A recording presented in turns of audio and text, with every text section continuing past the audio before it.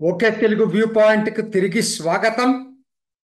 కవిత bail రావటమేమో కానీ దాని మీద జరుగుతున్నటువంటి అర్థం పర్థం లేని వాదనలు వ్యాఖ్యానాలు వింటే చాలా బొప్పి కొడతాం. ఏమైనా అర్థం ఉంది అది? బెయిల్ వస్తే సంబరాలు చేసుకునే అంత పండగ, తీర్పు వచ్చినట్టుగా అందరూ మాట్లాడేస్తున్నారు.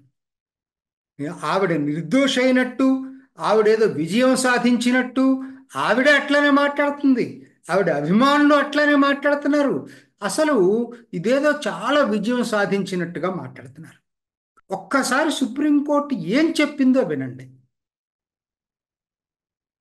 ఎటువంటి పరిస్థితుల్లో ఈ బెయిల్ ఇవ్వటం అనే దానికి కేసు యొక్క మెరిట్ని డిసైడ్ చేసేది కాదు. మేము కేసు మెరిట్స్లోకి వెళ్ళలేదు, యోగ్యతలోకి వెళ్ళలేదు మేము. అది విచారణ జరగటానికి చాలా టైం పడుతుంది కాబట్టి, దర్యాప్తు ఆల్మోస్ట్ పూర్తయిపోయింది కాబట్టి ఇంకా ఎక్కువ కాలం జైల్లో ఉంచుకోవటం కరెక్ట్ కాదు. మా మా ఫిలాసఫీ ఇది. ఏంటంటే జైలు సాధ్యమైనంత వరకు బెయిల్కే మేము అనుకూలంగా ఉంటాం ఎవరికైనా. ముఖ్యంగా కవిత విషయంలో ఎందుకనంటే పిఎంఎల్ఏ చట్టంలోనే మహిళలకి మినహాయింపు ఉంది.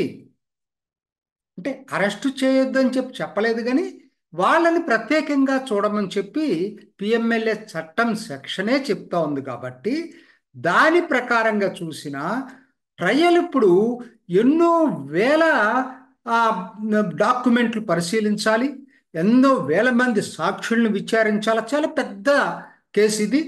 అంటే ఎన్నాళ్ళు పడుతుందో కూడా తెలియదు. మరి అన్నాళ్ళు ఒక ముద్దాయిని జైల్లో ఉంచాల్సిన అవసరం ఉందా? కవితనే కాదు, ఎవరికైనా సరే. ఈవిడికి మహిళ కాబట్టి ఇంకొంచెం ప్రత్యేక సెక్షన్స్ వర్తించాయి. ఆయన చెప్పింది ఏంటంటే, కాబట్టి ఏంటి, రేపొద్దున శిక్ష పడలేదనుకో, అంటే ఇన్నాళ్ళు కారాగారంలో ఉంది, అన్యాయంగా పెట్టినట్టు అవుతుంది కదా. అంటే చాలా కేసుల్లో ఇటువంటి వాదనలు వచ్చినాయి ఈ మధ్య. సో కాబట్టి వాళ్ళు చెప్పింది ఏంటంటే, దర్యాప్తు జరిగే టైంలో ప్రభావితం చేస్తారు దర్యాప్తును అని చెప్పి లోపల ఉంచటం సబబు. దర్యాప్తు అయిపోయింది కాబట్టి విచారణకి బెయిల్లో ఉంచాల్సిన అవసరం లేదు. విచారణ కేసు ఎలా వస్తుందో దాన్ని బట్టి శిక్ష అనుభవించవచ్చు అని చెప్పారు. ఎక్కడండి ఇక్కడ ఇందుట్లో విజయం చేసుకునేటువంటి సందర్భం ఏంటో నాకైతే అర్థం కావట్లేదు. అంటే జనం చెవిలో పూలు పెడుతున్నారు. వీళ్ళే కాదు, ఎవరు వచ్చినా చేస్తున్నారు. ఒకనాడు జగన్మోహన్ రెడ్డి అన్నాళ్ళు నెలల తరబడి జైల్లో ఉండి కూడా బయటకు వచ్చేసి ఇలా విజయహాసంతో ఆయన బయటకు రావటం. నిన్నటికి నిన్న మనీష్ సిసోదియా అదేదో విక్టరీ లాగా రావటం. ఆయనకు కూడా ఏమి బెయిలే ఇచ్చింది. అరవింద్ కేజ్రీవాల్ కూడా బెయిల్ రావచ్చు ఈ లెక్కన, దాంట్లో పెద్ద సమస్య ఏం కాదు.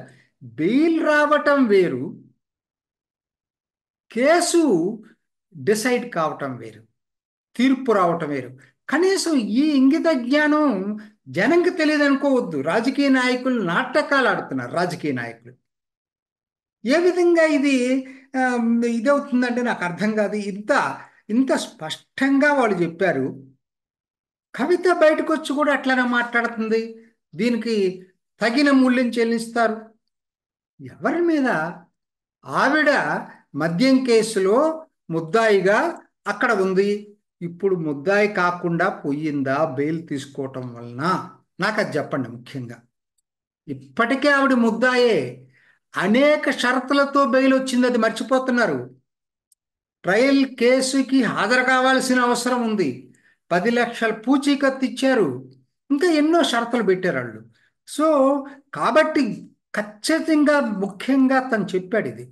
బయటకు వచ్చిన తర్వాత కూడా ఎటువంటి పరిస్థితుల్లో విచారణ సందర్భంలో కూడా సాక్షుల్ని ప్రభావితం చేసినట్టుంటే తీవ్రంగా పరిగణిస్తామని చెప్పాడు జడ్జి.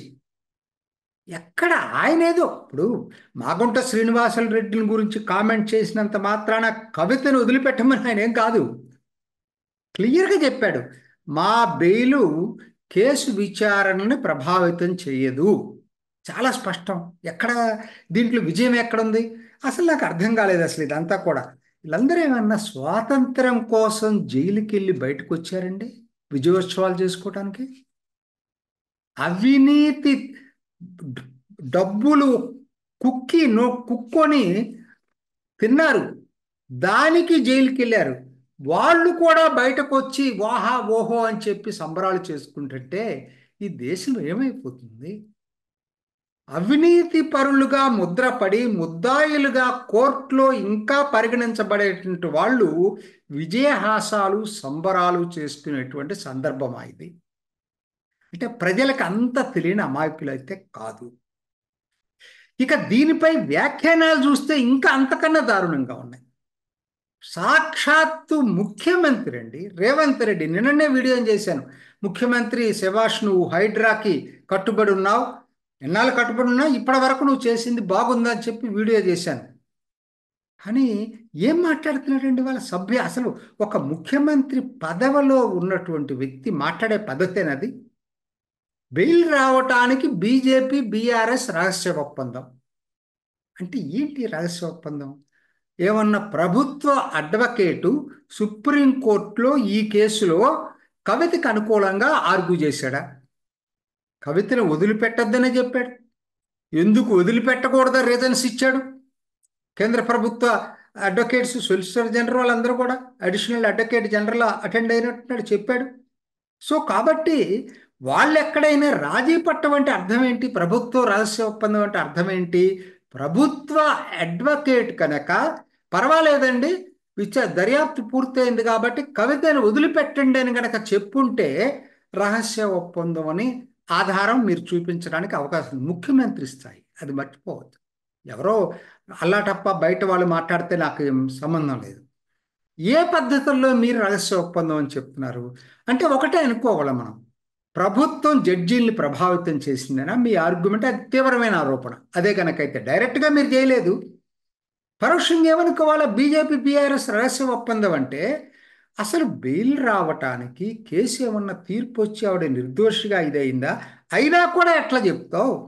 ఎందుకంటే న్యాయమూర్తులు వాళ్ళ విచక్షణ ఉపయోగించి బెయిల్ రావాలనేదే, బెయిల్ ఇవ్వాలా లేదనేది వాళ్ళు డిసైడ్ చేస్తారు. రేపొద్దున విచారణ అయిన తర్వాత కూడా తీర్పు వాళ్ళు డిసైడ్ చేస్తారు, ప్రభుత్వం డిసైడ్ చేయదు. ఇందులో బీజేపీ బీఆర్ఎస్ రహస్య ఒప్పందం ఏంటో రేవంత్ రెడ్డి ముఖ్యమంత్రి పదవిలో ఉండేటువంటి వ్యాఖ్యానం చేయటంతో వివరణ ఇవ్వాల్సినటువంటి అవసరం అయితే ఎంతో ఉంది. ఆధారం చూపించాలి కదా మీరు. ప్రభుత్వ అడ్వకేటు బెయిల్ ఇవ్వకూడదనే వాదించాడు కదా.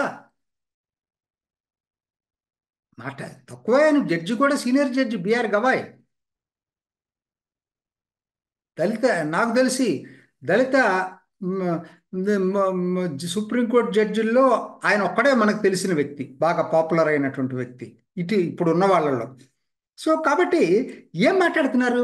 బండి సంజయ్ దీనికి కౌంటర్గా, ఎందుకంటే కాంగ్రెస్లో మాట్లాడతారండి, వాళ్ళ కాల పొన్నం ప్రభాకర్ మంత్రిగా ఉండే ఆయన మాట్లాడుతున్నాడు. ఇది అంటే ఈ వాగుడికి అర్థం లేదు. బండి సంజయ్ దీనికి కౌంటర్గా ఏంటి ఇంకొక ఆర్గ్యుమెంట్ తీసుకొచ్చాడు. ఏమని అంటాడు? బీజేపీ బీఆర్ఎస్ కాంగ్రెస్ మిలాఖత్ ఒప్పందానికి ఇది నిదర్శనం, అందుకనే బెయిల్ వచ్చింది ఆయన చెప్పి. అయితే జడ్జీలు అనలేదు, ఆయన రీజన్స్ చెప్పాడు. కనీసం ఆయనలాగా రీజన్స్ చెప్పకుండా ఉండలా రేవంత్ రెడ్డి లాగా. ఈయన రీజన్స్ చెప్పాడు. ఏమంటాడు? కవిత తరఫున అభిషేక్ మను సింఘి అదివరకు వాదించాడు, తర్వాత కేశవరావు కాంగ్రెస్లో చేరి రాజీనామా చేసి అభిషేక్ మను సింఘవి కాంగ్రెస్ తరఫున రాజ్యసభగా ఎన్నిక కావటానికి ఉపయోగపడ్డాడు. అభిషేక్ మను సింఘవికి బీఆర్ఎస్ పోటీ పెట్టలేదు. ఇవన్నీ బీఆర్ఎస్ కాంగ్రెస్ మిలాఖత్ అయిన దానికి నిదర్శనం. అందువల్లనే వాళ్ళ అడ్వకేట్ అభిషేక్ మను సింఘవి మొదట్లో వాదించాడు కాబట్టి ఆయన కాంగ్రెస్ కదా, అందుకోసం అని చెప్పి ఇద్దరికి రహస్య ఒప్పందం ఉందంటాడు. ఇది కూడా తలా తోకలేని వాదన. వాళ్ళు మాట్లాడింది తలా తోకలేని వాదన, ఈయన మాట్లాడింది తలా తోకలేని వాదన. ఏ విధంగా ఇటువంటి బాధ్యతలో బండి సంజయ్ కేంద్ర మంత్రి, ఆయన ముఖ్యమంత్రి, ఏంటండి అసలు? న్యాయ వ్యవస్థని కించపరిచే పట్టట్టుగా ఎవరు మాట్లాడకూడదు. ముఖ్యంగా ముఖ్యమంత్రి స్థానం. ఈ న్యాయ వ్యవస్థను అనలేదు కానీ తలాతోక వాదనలతోటి లింక్ చేశాడు, రాజకీయం మాట్లాడాడు. కాకపోతే రేవంత్ రెడ్డిది పరోక్షంగా న్యాయ వ్యవస్థని కించపరిచే పట్ల మాట్లాడాడు. అంతే కదా మరి. రహస్య ఒప్పందం అంటే ఏంటి? బీజేపీకి బీఆర్ఎస్కి రహస్య ఒప్పందం అంటే ఏంటి? బెయిల్ ఇచ్చింది జడ్జి, సుప్రీంకోర్టు. అది సుప్రీంకోర్టు తీర్మానం ఇది ఇచ్చింది. నువ్వు ఇవాళ ఆ రహస్య ఒప్పందం ఉందా కాబట్టి బెయిల్ వచ్చింది కాబట్టి సుప్రీంకోర్టుని ఏమైనా ప్రభావితం చేశారా ప్రభుత్వం? న్యాయ వ్యవస్థ మీద చేస్తున్నటువంటి కామెంట్స్ ముఖ్యమంత్రి గారు మర్చిపోవద్దు మీరు. అసలు బెయిల్ రావటంలో ఇంత రెచ్చిపోవటం ఏంటండి? నాకు అర్థం కాదు. బెయిల్ బెయిల్ అనేది ఇప్పుడు అట్లయితే రేవంత్ రెడ్డి, నేను ఒక్క మాట చెప్తాను, మర్చిపోవద్దు మీకు. మీ సోనియా గాంధీ, రాహుల్ గాంధీ కూడా ప్రస్తుతం బెయిల్ మీదే ఉన్నారు. వాళ్ళకి పూచీకత్తులతో కూడినటువంటి బెయిల్ ఇచ్చారు. మరి వాళ్ళు కూడా మోడీతో మిలాఖత్తై, ప్రభుత్వంతో మిలాఖత్తై బెయిల్ తెచ్చుకున్నారా? అంటే మీ ఆర్గ్యుమెంట్ ఒప్పుకుంటే అది కూడా ఒప్పుకోవాల్సిన పరిస్థితి వస్తుంది. అసలు ముఖ్యమంత్రి ఎంత లూజ్ టాంగ్, ఇంత దారుణంగా న్యాయ వ్యవస్థని అవమానించడం కరెక్ట్ కాదు. అందరికీ నేను చెప్పేది ఒకటే, బెయిల్ కేసులో తీర్పు కాదు, జడ్జిమెంట్ కాదు. Please remember it. దానికి దీనికి సంబంధమే లేదు. బెయిల్ వచ్చినంత మాత్రాన కవిత ముద్దాయి కాకుండా పోలేదు. ఇప్పటికీ ముద్దాయే ఆ కేసులో, మద్యం కేసులో. ఇందులో సంబరాలు చేసుకోవాల్సిందేమీ లేదు. కేవలం న్యాచురల్ జస్టిస్ కింద కోర్టు బెయిల్ మంజూరు చేసింది, అంతవరకే. దీంట్లో అంతకు మించి ఎక్కువగా దీని గురించి ఆలోచించాల్సినటువంటి అవసరం లేదు. కాబట్టి ఇది కవితకు విజయము కాదు, ఓటమి కాదు. తీర్పు వచ్చినప్పుడే దాన్ని గురించి చెప్పగలం. కానీ ఇవాళ బెయిల్ మీద బేస్ చేసుకొని ఇటువంటి వ్యాఖ్యానాలు చేయటువంటి రాజకీయ నాయకులు జనాన్ని చీట్ చేస్తున్నారని మర్చిపోవద్దు. ఇది ఈనాటి ఓకే తెలుగు వ్యూ పాయింట్. మరొక ఎపిసోడ్లో మళ్ళీ కలుసుకుందాం. నమస్తే. మీ అభిప్రాయాన్ని కూడా కామెంట్ బాక్స్లో తెలియజేస్తూ ఇలాంటి ఇంట్రెస్టింగ్ అప్డేట్స్ కోసం మా ఛానల్ని సబ్స్క్రైబ్ చేసుకోండి.